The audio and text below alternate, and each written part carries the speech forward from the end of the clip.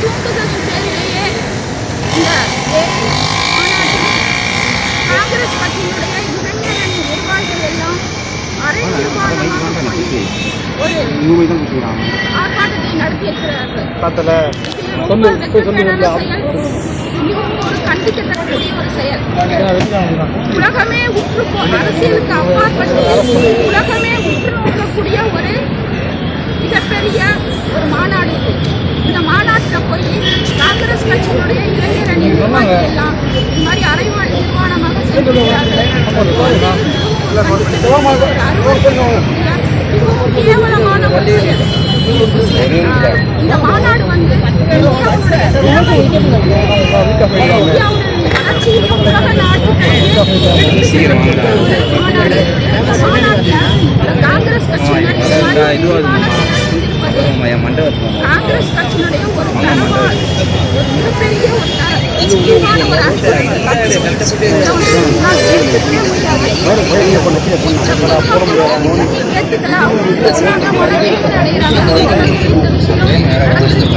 காங்கிரஸ் கட்சியினுடைய ஒரு அரசியல் எதிர்கட்சிகள் அவங்களுடைய விமர்சனத்தை அரசியல் ரீதியாக 1000 அதை வந்து பொதுவெளியில ஆளுங்கட்சிக்கு இருக்கிறதே தவிர அதை பாதுகாக்காம நம்ம வரவேற்போம்.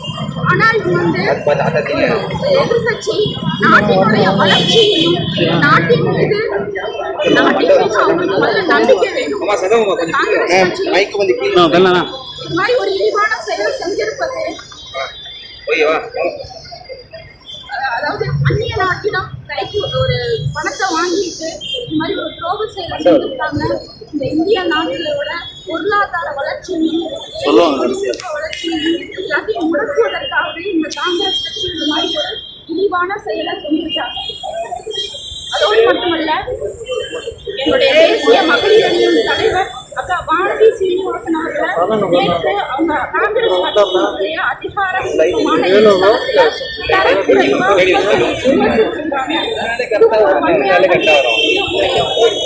தொடர்ந்து காங்கிரஸ் கட்சியினர் வந்து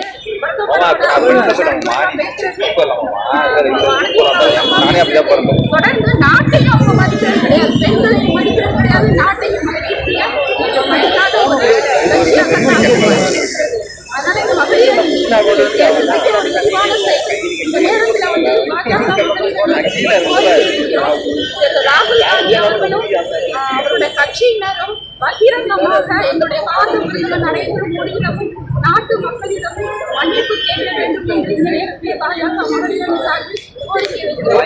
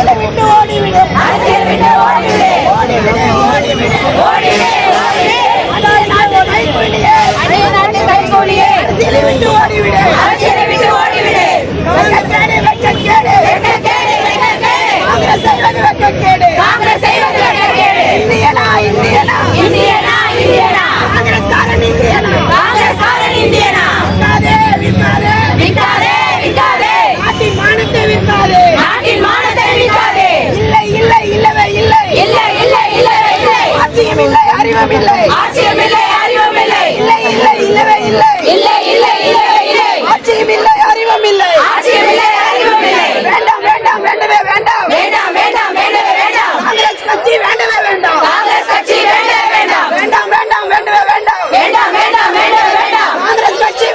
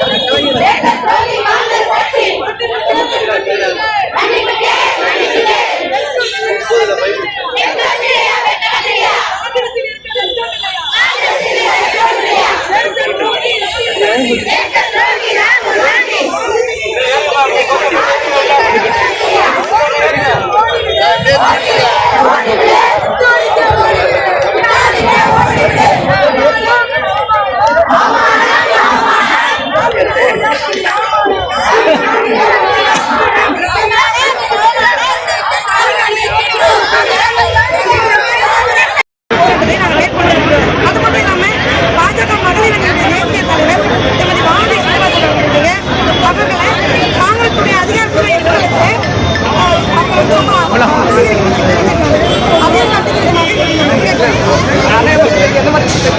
திருவோடு போட்டு தாலி உடைய போட்டு தாலி உடைய தவறு கிடைக்கிறது.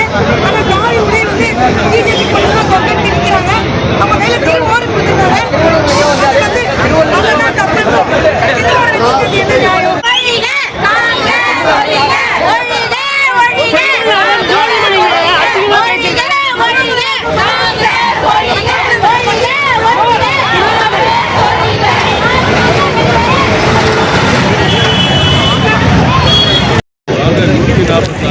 மக்களையும் அவமானப்படுத்துகிற செயல் உங்களுக்கு என்ன வைத்தறிச்சல்? அந்த ஏஐ உச்சி மாநாட்டில் இப்படி வந்து ஒரு ரவுடித்தனமா கோழைத்தனமா யாருமே செய்ய முடியாத ஒரு காரியத்தை செய்ய முடியாத நினைச்சு கூட பார்க்க முடியாத ஒரு காரியத்தை போய் காங்கிரஸ் நிர்வாகிகள் அவர்களை ஊக்கப்படுத்தி உற்சாகப்படுத்தி பனியனை கழட்டி பேர் பாடியோட அங்கே போய் கோஷம் போடுறது எந்த விதத்தில் நியாயம்? இன்னைக்கு பாஜக கடுமையான எதிர்ப்பை தெரிவிக்கிறது. பாரத பிரதமர் தெரிவிக்கிறார். அகிலேஷ் யாதவ் தெரிவிச்சிருக்கிறாருங்க, காங்கிரஸ் கட்சியால இந்த நாட்டுக்கு அவமானம் என்று இண்டி கூட்டணி தலைவர் அகிலேஷ் யாதவ் தெரிவிச்சிருக்காரு. விரிவான செய்தி.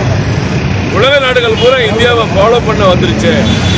ஏன்னா இந்தியாவை பத்தி எப்போ வெளிநாடுகளில் போய் கேவலமா அவதூறு பரப்பி பேசுற நம்ம இன்னைக்கு இந்தியாவிலேயே வெளிநாடுகள் தலைவர்கள் எல்லாம் வந்துட்டாங்களே. இந்த ஏங்கிறது இன்னைக்கு உலகத்திற்கு இன்னும் வினோதமா என்னெல்லாம் நடக்க போகுது அப்படின்னு புரியல. இன்னைக்கு ஒரு செய்தி படிக்கிறோம், ஒரு படத்தோட கதாநாயகி ஏஐலே உருவாக்குறாங்க. எப்படிலாம் உருவாக்கிட்டு வருது. அப்ப இப்படி நேரத்துல அந்த மாதிரி ஒரு அதிநவீனமான ஒரு கம்ப்யூட்டர் யுகத்துல இந்த ஏஐ பத்தி ஒரு உச்சி மாநாடு இந்தியாவில் நாட்டுக்கு வெளிநாட்டு தலைவர்கள் வர்றாங்க, ஜனாதிபதிகள் வர்றாங்க, பிரதமர், ஐநாவுடைய அதிகாரிகள் வர்றாங்க. இதெல்லாம் எல்லாருமே நம்ம பாரத பிரதமரோட கலந்து பேசுறாங்க. ஒவ்வொரு பெரிய பெரிய நிறுவனங்களும் நான் 10 லட்சம் கோடி போடுறேன், 16 லட்சம் கோடி போடுறேன், 8 லட்சம் கோடி எல்லா பெரிய நிறுவனங்களும் பார்த்து விரக்தியின் விளிம்புல ராகுல் காந்தி போனதுனால அவங்களுடைய குண்டர்களை அனுப்பி இந்த மாதிரி ஒரு அவமானப்படுத்துறாங்க. நிச்சயமா வந்த நாட்டினுடைய அத்தனை பிரதமர்களும் கவனிச்சிருப்பாங்க. இதை செஞ்சது யாரு? காங்கிரஸ் கட்சி. அப்ப இந்த நாட்டினுடைய வளர்ச்சி பிடிக்காத கட்சி காங்கிரஸ் கட்சியில ரொம்ப தெளிவுபட அவங்க புரிய வச்சிருக்கிறாங்க. இதை கண்டிச்ச எங்க மகளிர் அணி நிர்வாகிகள் உடனடியாக ஆர்ப்பாட்டத்தை ஏற்பாடு செய்திருக்க அவர்களுடைய வாழ்த்துக்களை தெரிவித்து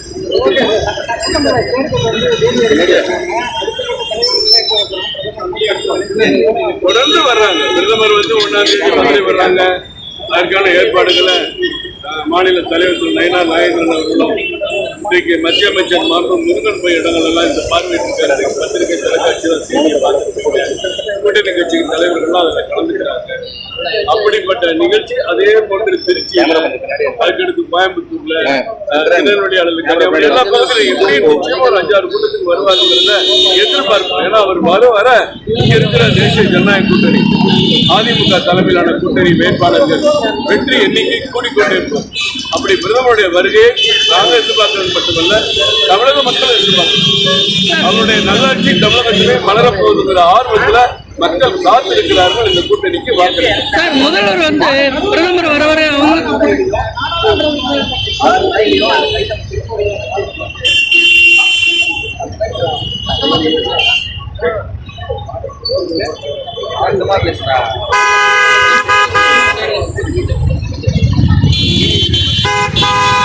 எல்லாம் கண்டிக்கத்தக்கதுங்க.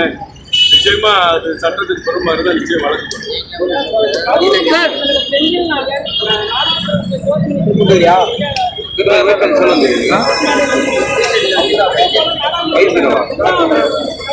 அதே மாதிரி வாங்கியிருக்கேன்.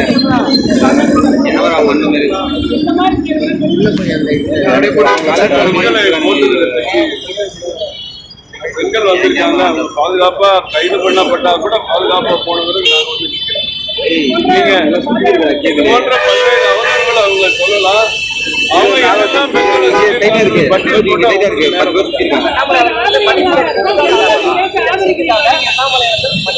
பின்னாடி வேணேன். என் பக்கத்துல வந்து பின்னாடி வந்துருங்க. சூப்பருங்க.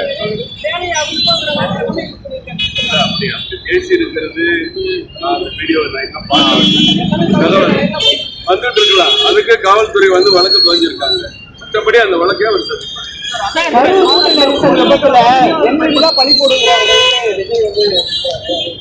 அவர் மேலதானே பலி போடணும், என்ன பண்ண முடியும்? தொடர்ந்து வந்து அவர் தாமதமா வந்ததுனாலதான் பிரச்சனைன்னு உலகத்துக்கே தெரியுமே. ஆனா அந்த அனுதாபத்துல எல்லா கட்சிகளும் வருத்தம் தெரிவிச்சாங்க, அந்த இடத்த போய் பார்வையிட்டாங்க. நாடாளுமன்ற குழு கூட திருமதி ஏமா மாலினி அவங்க தலைமையில வந்து அவங்க அங்க வந்து ஆராய்ச்சி பண்ணாங்க, எல்லாரையும் விசாரிச்சாங்க. மத்திய அமைச்சர்கள், பாஜக தலைவர்கள்லாம் போய் பார்த்தாங்க. ஆனா மெயின் காரணம் என்ன? ஒரு இடத்துல தண்ணி கூட குடிக்காம ஒரு வெயில்ல கூட்ட நெரிசல்ல திரும்ப கூட இடம் இல்லாத இடத்துல, ஒரு குறுகிய இடத்துல அவ்வளவு பேர் போய் நின்னா என்ன பிரச்சனை வரும்னு எல்லாருக்கும் தெரியும். ஆமாமா வந்ததுதான் திருமணங்களுக்கு எல்லாருக்கும் தெரியும்.